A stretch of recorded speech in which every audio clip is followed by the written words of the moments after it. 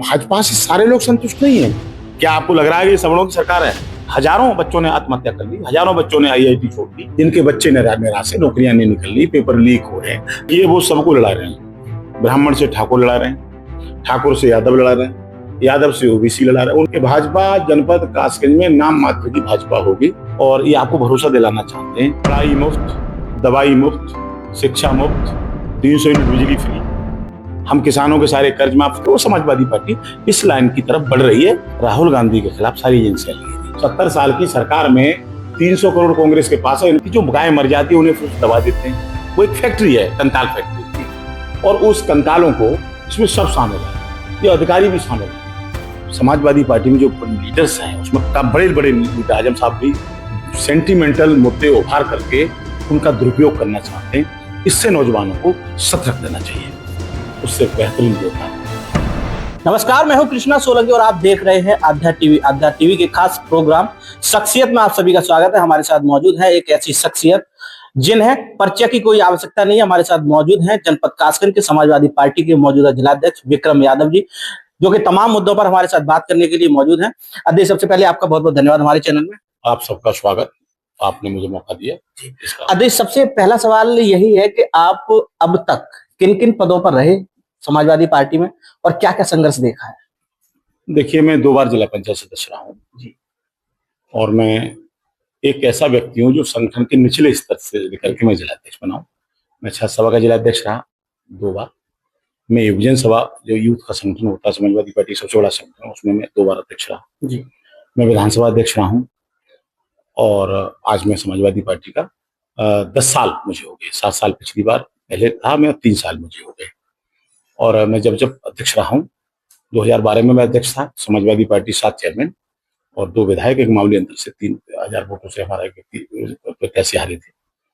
इस बार भी मेरा सौभाग्य है कि जब मैं संगठन में मुझे जिम्मेदारी मिलती है जी, तो रिजल्ट हमेशा अच्छा आ जाता है। ये मेरा सौभाग्य भी और आप सब लोगों का प्यार और आशीर्वाद भी रहता है जी। अध्यक्ष जी, एक सवाल बनता है कि क्या नौजवानों को राजनीति में आना चाहिए या नहीं आना चाहिए, इस पर थोड़ी सी राय। देखिए, मैं प्रधानमंत्री चंद्रशेखर का अनुयायी हूँ, वो मेरे आदर्श हैं, मेरे नेता हैं। मैं सोशलिस्ट विचारधारा का व्यक्ति हूँ और एक गुलामी पिक्चर थी बटवा, जो कि जेपी दत्ता की, उसको देख करके मैं समाजवादी हुआ था 1994 से, और मैं आज तक समाजवादी हूँ। देखिए, नौजवान ही देश के कर्णधार है जी। नौजवानों को निश्चित रूप से राजनीति में आना चाहिए।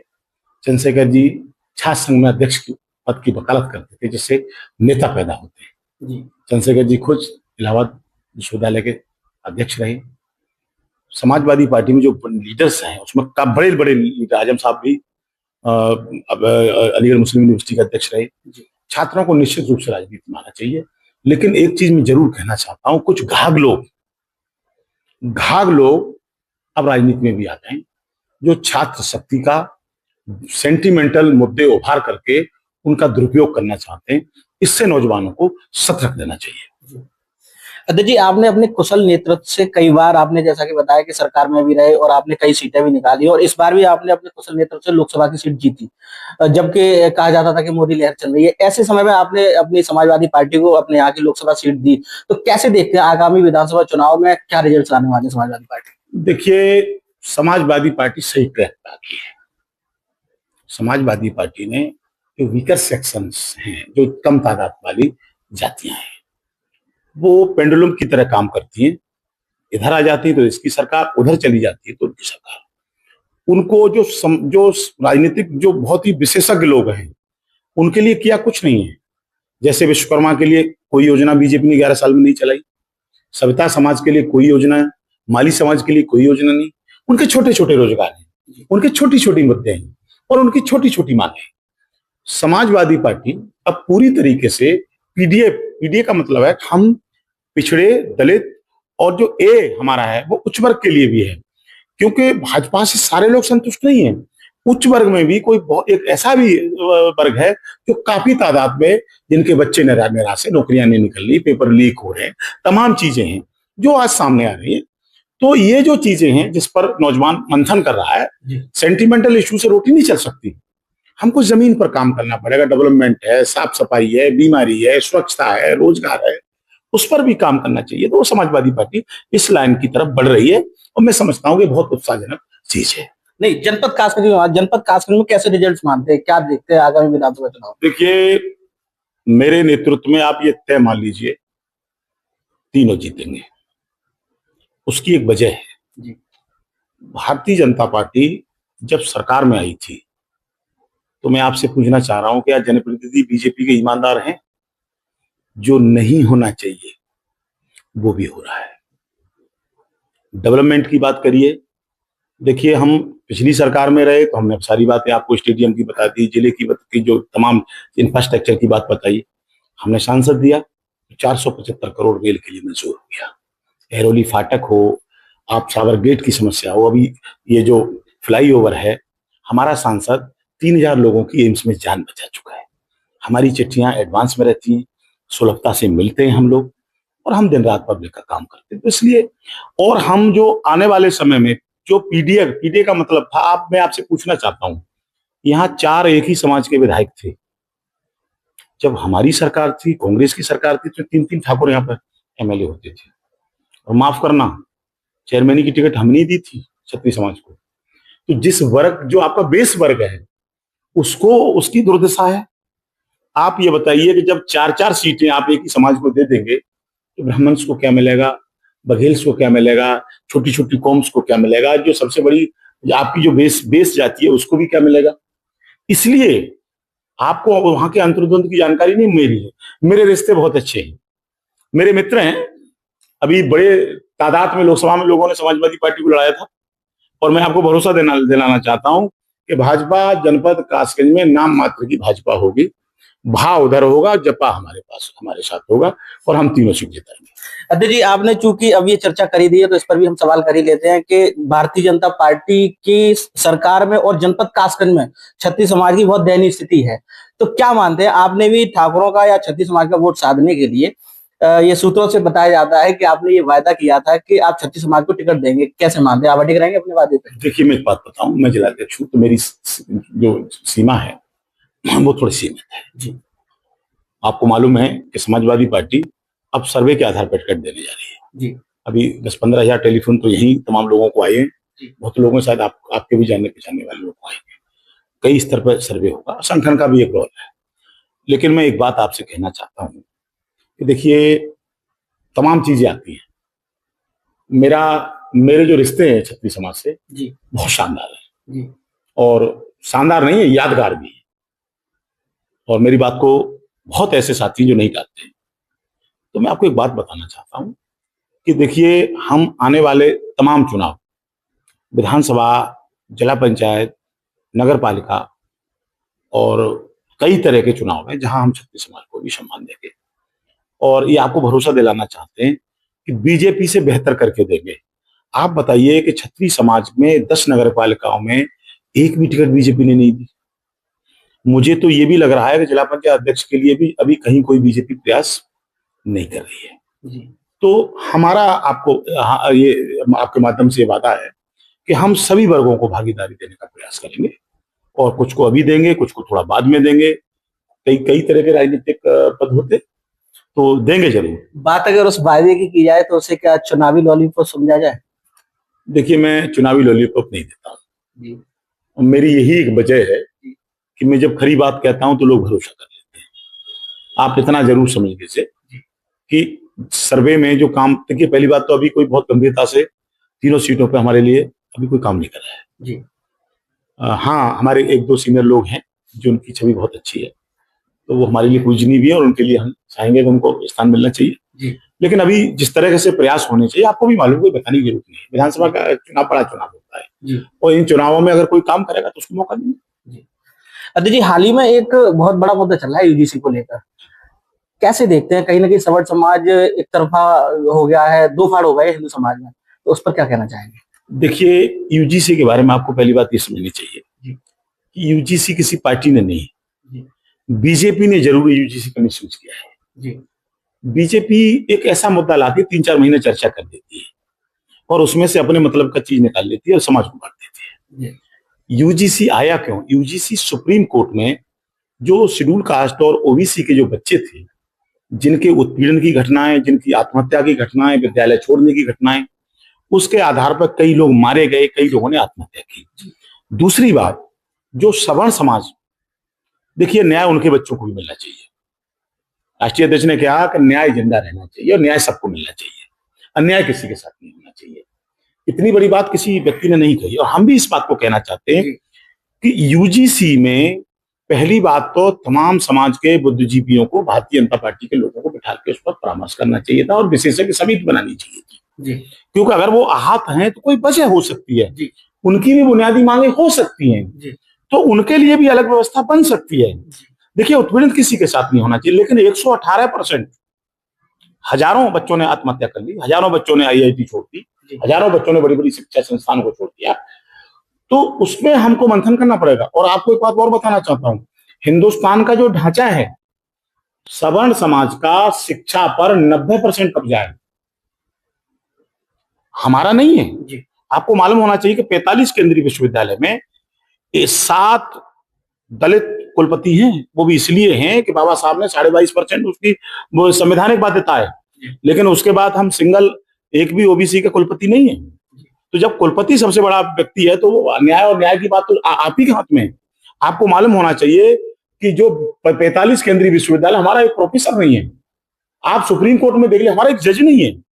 हम कभी कभी जब बात उठाते तो लोग कहते हैं आप जातिवादी हो गए। हम जातिवादी 100 में 99 नहीं मांग रहे हैं, हम एक मांग रहे हैं। हमारी गिनती कर लीजिए। हम जैसे राम मंदिर ट्रस्ट है, राम मंदिर ट्रस्ट में हम 84 करोड़ लोग हम यात्रा करते हैं, कावड़ यात्रा करते हैं, हम भागवत कराते हैं, रामायण कराते हैं, हम तमाम यज्ञ करते हैं, भंडारे करते हैं, लेकिन हमारा एक सदस्य नहीं है। अभी 425 बाइलेटरल नियुक्ति हुई तो साहब 450 कर लेते, लेकिन आप पर दाग तो नहीं लगता। आपने 425 में एक भी दलित को आपने आईएएस नहीं बनाया, एक भी ओबीसी को नहीं बनाया। हम सिंगल की बात कर रहे हैं भाई, और सिंगल की बात करना हक की बात करना है, हिस्सेदारी की बात करना है। आप पूरे हिंदू समाज को मान रहे हैं तो हमें गिनेंगे कि नहीं गिनेंगे? इसलिए हम कह रहे हैं कि यूजीसी में भी न्यायपूर्ण अगर कोई सुधार है तो वो होना चाहिए।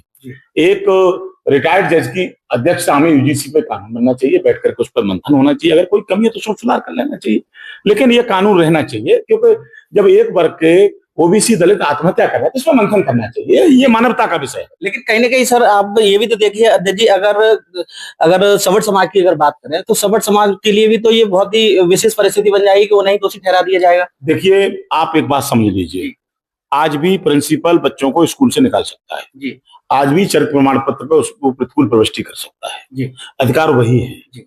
किसी भी प्रिंसिपल को, किसी भी संस्था को फांसी देने का राइट नहीं है इसमें यूजीसी में जी। शिकायत हो सकती है और शिकायत की समीक्षा की अनिवार्यता कर दी है, इतना है जी। हम एक बात कहना चाहते हैं कि यूजीसी में एक प्रावधान कर क्यों नहीं देते कि 5 सदस्यीय कमेटी में 2 सवर्ण रहेंगे और 3 ओबीसी दलित रहेंगे? क्या दिक्कत है जी? क्या दिक्कत है? आप देखिए, इनकी मंशा किसी को न्याय देना नहीं है, इन्हें समाज को विभाजित करना है, इनको लोगों को लड़ाना है, अभी आप महिला आरक्षण विधेयक में आपसे मैं बात करूंगा तो जी, इनका काम न्याय देना नहीं है, इनका काम रोजगार देना नहीं है। आप बताइए, मैं आपसे पूछना चाहता हूँ, 2.25 लाख शिक्षा मित्रों को उन्होंने निपटा दिए। अगर उन्हें परमानेंट हटा दिया जाता, उन्होंने कहा साहब अखिलेश ने गलत कर दिया, फलाने ने गलत कर दिया, मैं ये बताओ गलत कर दिया तो आपने क्यों नहीं हटाई? जब वो आज शिक्षा दे रहे हैं, आपने जो हम 40,000 50,000 पे वही तो कम किया है, वो आज भी वही मेहनत कर रहा है, वही पढ़ाई कर रहा है। अगर गलत थे तो पढ़ा कैसे रहे? और जब सही है तो क्या उनको आगे बढ़ने का राइट नहीं है? क्या उनको प्रमोशन का अधिकार नहीं है? अगर उनकी तनख्वाह बढ़ गई, जब वो सही है, भाई मेरे हिसाब से तो गलत को या कोई अयोग्य को एक भी इसमें 2.25 लाख में किसी को भी नहीं निकाला गया है, इसका मतलब वो सही है। जब सही है तो कोई रास्ता निकाल करके उनको एक मौका मिल रहा है तो क्यों नहीं देना चाहिए? देना चाहिए था। यही हम यूजीसी में कहना चाहते हैं, उसको सुधार कर ले।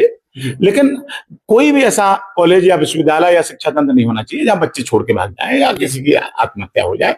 बच्चे चाहे सवर्ण के हों, चाहे दलित के हों, चाहे वो हिंदुस्तान की एक पूंजी है, वो हमारे हैं, कोई गैर थोड़ी है। कहीं ना कहीं अध्यक्ष जी आप कहना चाह रहे हैं कि भारतीय जनता पार्टी है वो दो फाड़ करने की सोचती है, तो क्या इस चीज का लाभ आपको मिलेगा? क्योंकि सवर्णों की अगर देखिए, आप आए दिन देखते रहते होंगे, सोशल मीडिया पर भी वीडियोस वायरल होते हैं, विरोध देखने के लिए मिलता है, इसका लाभ क्या समाजवादी पार्टी उठाएगी? देखिए, वो सबको लड़ा रहे हैं, ब्राह्मण से ठाकुर लड़ा रहे हैं, ठाकुर से यादव लड़ा रहे हैं, यादव से ओबीसी लड़ा रहे, उनका काम सिंगल। देखिए एक बात आपसे बताइए, 55 लाख करोड़ कर्ज था, आज 255 लाख करोड़ हो गया। वो बता रहे थे कि हम तीसरी बड़ी अर्थव्यवस्था और छठे नंबर पर पहुंच गए। जीडीपी कहां पहुंच गई? आप ये देखिए कि एएनएम 50,000 में होती थी, आज 1.5 लाख में हो रही है। जीएनएम 80,000 में होती है, आज 3 लाख में हो रही है। बीएससी नर्सिंग 1,60,000 की हो रही थी, आज 7 लाख की हो रही है। बीटेक 2.5 लाख में हो रहा था, 10 लाख में हो रहा है। तो क्या ये सवर्णों के लिए लाभ हो रहा है? क्या आपको लग रहा है कि ये सवर्णों की सरकार है? हम ये कह रहे हैं चलो हमें 10 लाख में करा दो, तो सवर्णों का करा देते 1 लाख में। राहत किसे दे रहे हैं? इनसे लाभ किसको हो रहा है? वही तो हम जानना चाह रहे हैं, क्या समाजवादी पार्टी को इसका लाभ मिलेगा?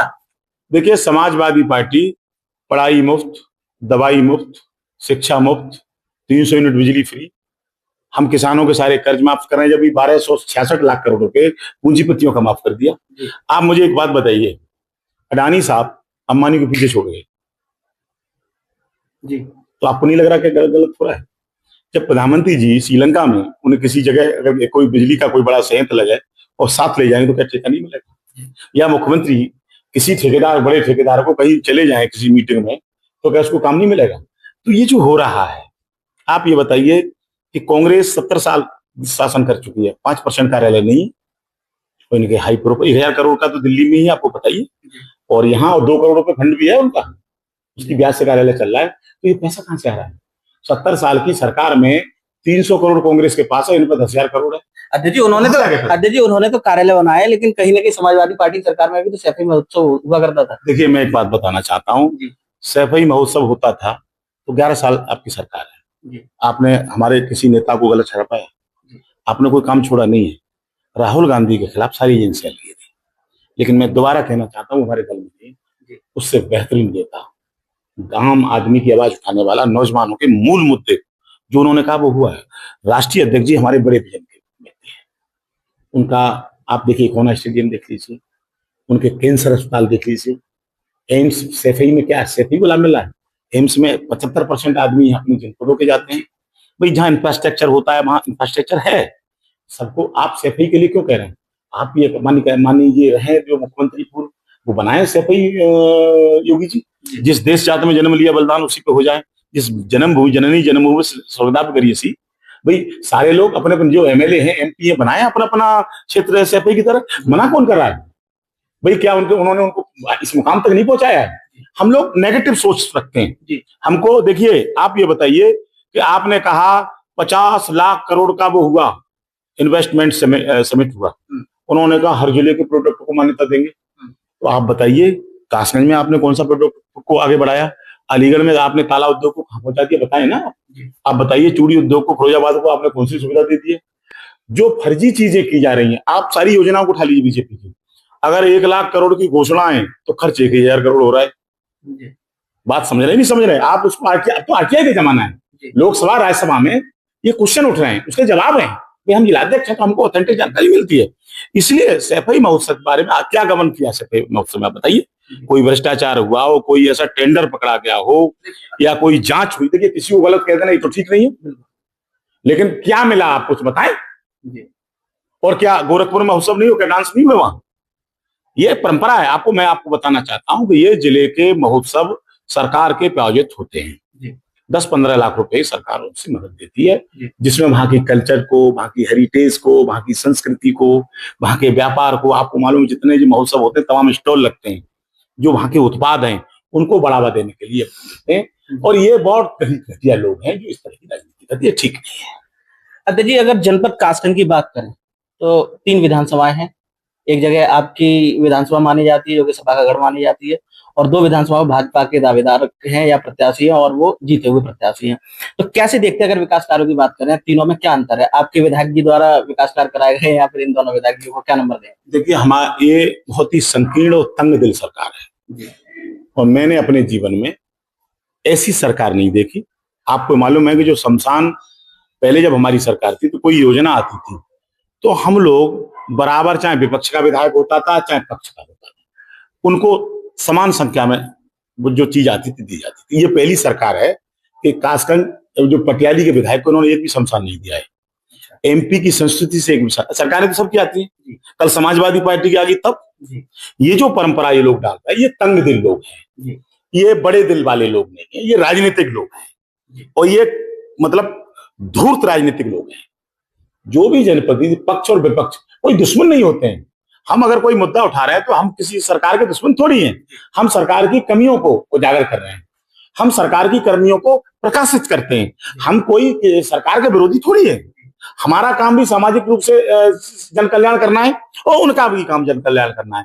लेकिन क्या हिंदू मुस्लिम के हिसाब से फैसले होंगे? क्या अलीगढ़ में जो मेडिकल कॉलेज में अगर मुस्लिम कम्युनिटी है तो क्या उसकी सुविधाएं उसकी कम कर दी जाएंगी? उसकी बजट की कटौती इतनी तंग सरकार, जबकि आपको पता होना चाहिए कि अलीगढ़ मुस्लिम यूनिवर्सिटी में आप जो मेडिकल कॉलेज है आप पता कर 90% हिंदू इलाज कराता है। तो आप बताइए जब उनकी सुविधा कट जाएगी, उनके उन मशीनरीज को, उनके स्टाफ को, उनके इंफ्रास्ट्रक्चर को जो मदद की जाएगी, तो क्या वो मुसलमान नाम की संस्था हो सकती है लेकिन उसमें इलाज 90% हिंदू कर रहे हैं? तो अहित हिंदू का होगा कि मुसलमान का होगा? ये जो चीज इनकी सोच है ये बहुत खतरनाक सोच है, ये नहीं होनी चाहिए। अध्यक्ष जी, क्या लगता है कि अगर ऐसे कहा जाए कि यदि आपका एक गौशाला का एक वीडियो सामने आया था जिसमें कि सांसद जी और आप दोनों लोग गए थे और उसके बाद में फिर वीडियो जारी कर दिया गया विपक्षियों के द्वारा या कहा जाए कि प्रधान जी के द्वारा, जिसमें कि आपको दोषी ठहरा दिया गया, कैसे देखते हैं? देखिए मैं आपको बता दूं, पहली बात तो मेरा कोई विजिट का अधिकार नहीं है। मैं कोई जनप्रतिनिधि नहीं था, मैं जिलाध्यक्ष था। सांसद जी उधर से गुजर रहे थे, लोगों ने एक सामान्य रूप में, मैं आपको बता दूं कोई किसी को इंटेंशन भी नहीं था। और मैं आपको दो टूक बड़े कहता हूं, मैं भी दामन खोल के राजनीति करता हूं। मैं ऐसे ऐसे लोगों के साथ राजनीति करता हूं और एक गलती करूंगा तो मैं निपट जाऊंगा। मैं आपसे बात कर रहा हूं, देखिए सीसीटीवी कैमरे पर आपसे बात कर रहा हूं, तो मैं कभी कोई टेक्निकल गलती नहीं करता हूं। वहां एक मौखिक रूप से हम गए तो जब आगे बढ़े तो एक मृत हमको गाय मिली और उसके बाद फिर हम आगे बढ़े तो एक गाय फिर मरी मिली और उसके आगे बढ़े तो गायों की आंख पर जो कौआ बैठ करके उनकी आंख खा रहे थे। मैंने वीडियो जारी किया, वो पलक झपका रही है, उनकी आंखें चली गई। आप मेरा 20 मिनट का वीडियो देखिए। फिर एक गाय कीचड़ में फंसी मिली, वहां ट्रैक्टर खड़ा था, भाई कीचड़ में फंसी तो आप रस्सी बांध खींच दीजिए। उसके बाद और आगे बढ़े तो एक गाय नीचे फंसी मिली, वहां दर्जनों गायें मरासन थी। और मैं आपको एक बात बताना चाहता हूं कि जैसे बिहार में हमला किया गया, वो लालू दोषी नहीं थे, वो एक सिस्टम था, सरकार उनकी बाद में आई तो उसी सिस्टम के तहत वो चारा जो बट रहा था उसको कभी उसमें उन्होंने स्कूटर का उसका जो करप्शन हो रहा था तो जब गाड़ियां उपलब्ध उनके नाम डाल दिए। वो क्योंकि मुख्यमंत्री की कलम से वो पेमेंट हो रहा था, उन्होंने सीबीआई की जांच की। अगर उन्हें ये पता होता तो क्यों सीबीआई जांच की घोषणा कर देते? मैं आपको बताना चाहता हूँ गौशाला में चारा घोटाले से कई गुना ज्यादा घोटाला, आप सीबीआई जांच करा लीजिए। आपको ये पता होना चाहिए कि सभी ग्राम सभाओं से जो 12वें वित्त की पैसा है वो जा रहा है। एक एक ग्राम सभा 1-1 लाख रुपए दे चुकी है, आपको मालूम होना चाहिए। दूसरी बात, वहां का खेल क्या है कि वहां शाम को ट्रॉली ले आई, फिर उसे हटा दिया, फिर दूसरी उसी ट्रॉली को फिर तोल दिया। वहां गायों को भूखा मारा जा रहा है और उसमें एक बेनिफिट भी है कि जो गाय मर जाती है उन्हें फिर दबा देते हैं। वो एक फैक्ट्री है, कंकाल फैक्ट्री, और उस कंकालों को आप खुदवा लीजिए। चलिए मैं आपसे मीडिया में आप चले जाइए और वहां जो तार कसी से 100 फुट 150 फुट खुदाई करा लीजिए, हजारों कंकाल मिलेंगे। कंकालों को दबाते हैं, गायों को सड़ाते हैं, कंकाल प्राप्त करते हैं, रात में खुदवा के यहाँ से जाते हैं लोग, उसको धकलाते हैं। अब वो क्योंकि औषधि में काम आता है, कैल्शियम गाय का थोड़ा फर्क होता है, तो 5-5 हजार रुपए का कंकाल बिकता है। इसमें सब शामिल है, ये अधिकारी भी शामिल है। आप ये बताइए कि वहां बगल में हजारों बीघा जमीन पड़ी है, अगर तारकसी करके गायों को अंदर निकाल दे तो कोई किसी भूसे की जरूरत नहीं है। वहां पानी भी है, छांव भी है, लेकिन आप खुद देख के आइए, हम मानव हैं, हम जानवरों को भी, मैं घायल जानवर कुत्तों को भी इलाज कराता हूँ। मैं अपने पैसे से, आप पूरे मोहल्ले पूछ लीजिए, मैं अभी निकलूंगा तो 20 कुत्ते मेरे साथ चलते हैं, मैं उन्हें खाना खिला देता हूँ। तो जब कोई दुर्दशा देख हमने उठा दिया, हमारा किसी से कोई इंटेंशन नहीं। हम प्रधान जी बाद में उन्होंने कहा तो हमने एक बात कही, अगर हमने कुछ मांगा है तो तुम्हारे सीसीटीवी कैमरा लगाए, आप एक फोन बता दिए, मैंने तो उनकी कॉल डिटेल भी जारी की, मैं कहीं गया हूं और भाई देखिए मुझ पर अगर कोई अवैध कार्रवाई लिप्त देख रहा, प्रशासन कार्रवाई मेरे पास तो झूठी हो जाती है। तो अगर कोई और मेरा कोई लेना देना नहीं, पूरा जिला जानता है और सब लोग जानते हैं।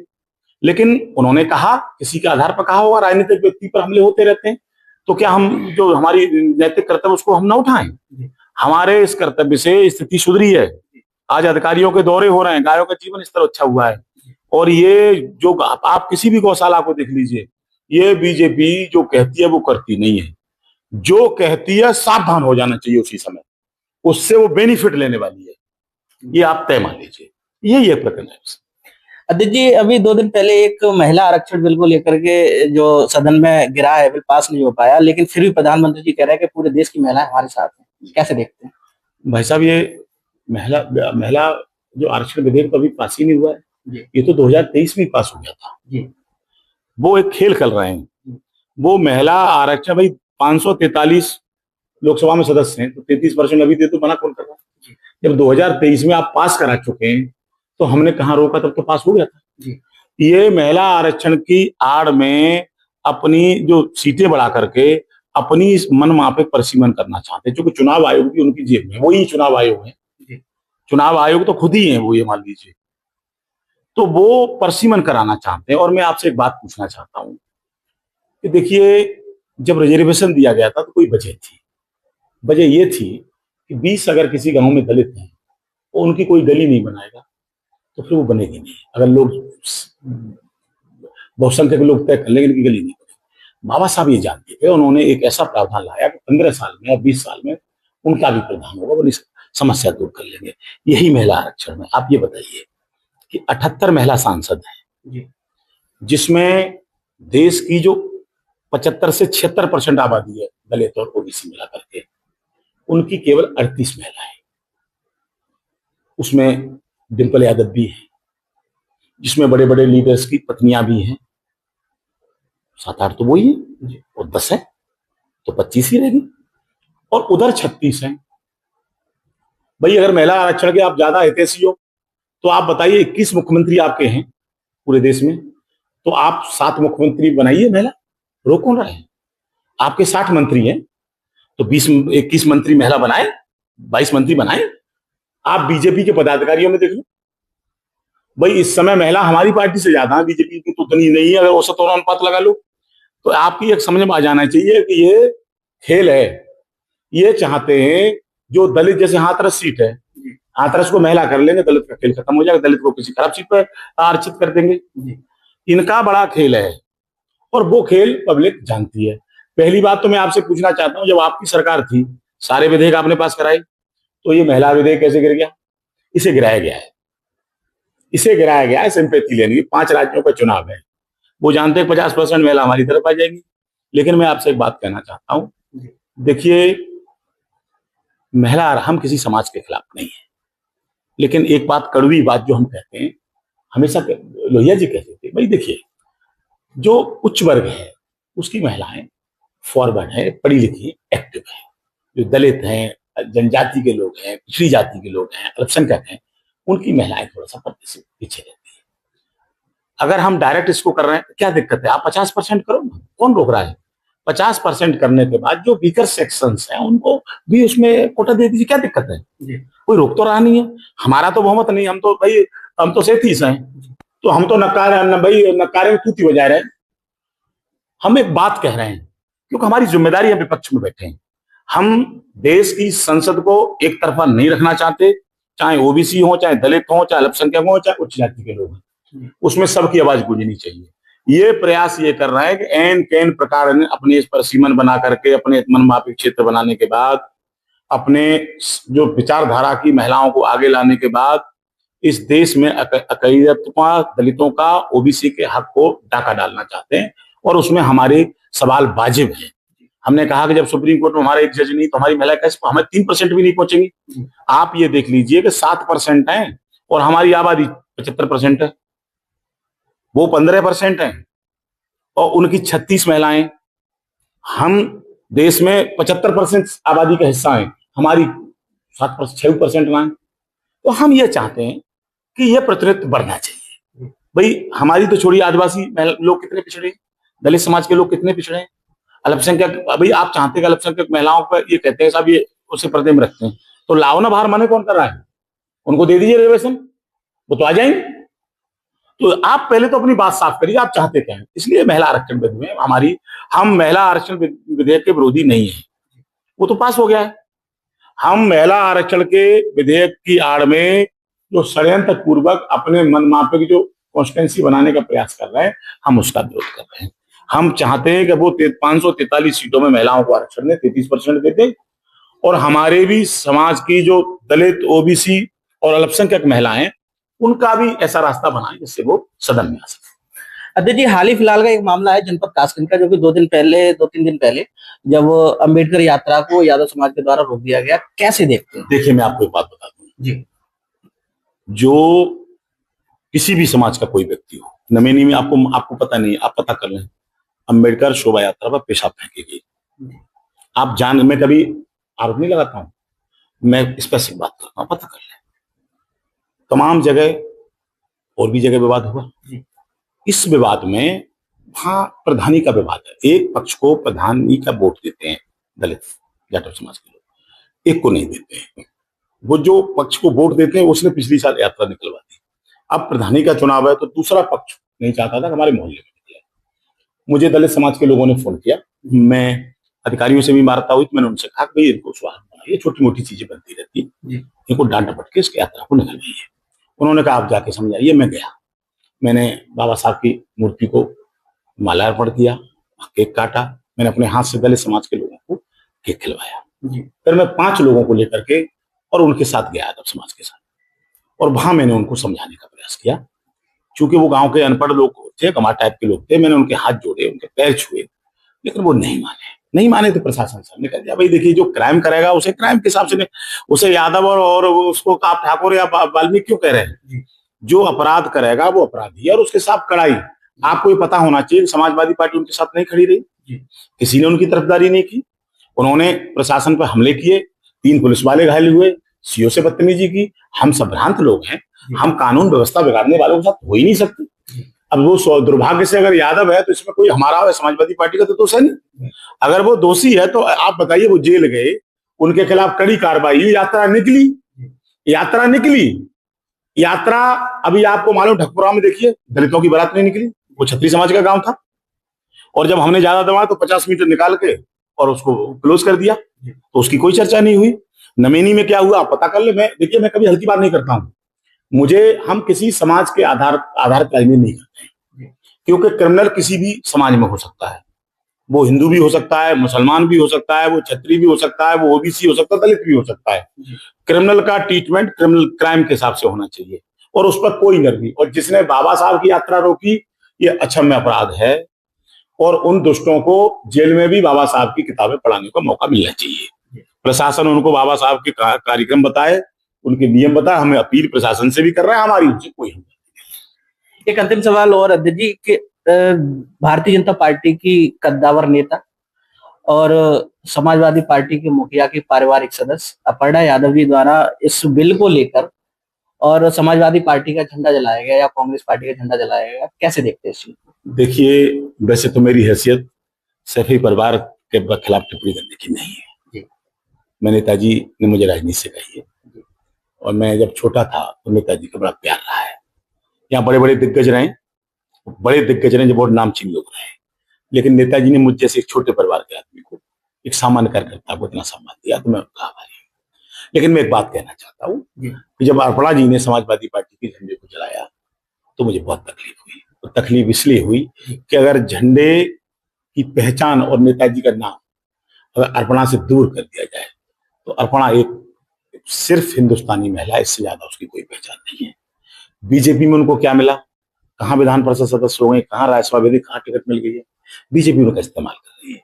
और उनको जो झंडा जलाया, वो जो उनके ससुर थे नेताजी, जिन्होंने उनके पति को, वैश्य समाज से उनके पति हैं, उनको उनकी सास से शादी की और उनको अपने घर में बेटे का दर्जा दिया। तो मैं समझता हूं कि अर्पणा जी के कुछ खुद के भी कुछ दायित्व थे, और झंडा नहीं जलाना चाहिए। झंडे से ही तो अर्पणा यादव बनी है, अर्पणा थी। झंडा की पहचान के बाद आज उनको अर्पणा यादव जानते हैं, और बीजेपी उनको सम्मान दे रही है। उन्हें इतना ऐसा काम नहीं करना चाहिए, क्योंकि नेताजी ने बहुत संघर्ष किया है। कोई 1-2 दिन में नेताजी नहीं बन सकते। मुलायम सिंह जी के बनने के लिए उनके 60 साल की राजनीतिक संघर्ष है, जमीन से निकल के आए, और उन्होंने गरीब, मजदूर और जो अल्पसंख्यक को सभी वर्गों का काम किया। छत्री समाज में राजा भैया पे जुल्म हुआ तो क्या नेताजी ने कितनी बड़ी मदद की, आपको नहीं मालूम? तमाम हमारी कैबिनेट, इसमें बीजेपी में कहा होते ठाकुर कैबिनेट मंत्री हमारे थे, और कितना हमारा सम्मान था। तो ये नहीं करना चाहिए, और मैं इसकी निंदा तो नहीं कहूंगा, लेकिन दुर्भाग्यपूर्ण है और बहुत पीड़ा हुई। उन्हें इस तरह का कदम नहीं उठाना चाहिए। आद्या टीवी के माध्यम से जनपद कासगंज की जनता जनार्दन को क्या संदेश देना चाहेंगे आगामी चुनाव को देखते हुए? देखिए, जनता जनार्दन को ये संदेश देना चाहता हूं कि रोजगार खत्म है, विकास की कोई गुंजाइश नहीं है। आने वाले समय में अगर समाजवादी पार्टी की सरकार नहीं बनी तो न नौजवानों के लिए कोई विकास का काम होगा, न किसानों के लिए कुछ मिलने वाला है, न अस्पतालों में। आपको मालूम है बिजली के कितने छापे पड़ रहे हैं, बिल कितने हाई लेवल के आ रहे हैं। गरीब आदमी में कहाँ एडवांस, कोई ये गुड़गामा और कोई गाजियाबाद तो है नहीं। अब गरीब आदमी एडवांस में अगर वो भाई 10-20 हजार सरकार के चढ़ जाए, बाद में बिल जमा कर देता तो उसकी रिकवरी निकल जाती थी।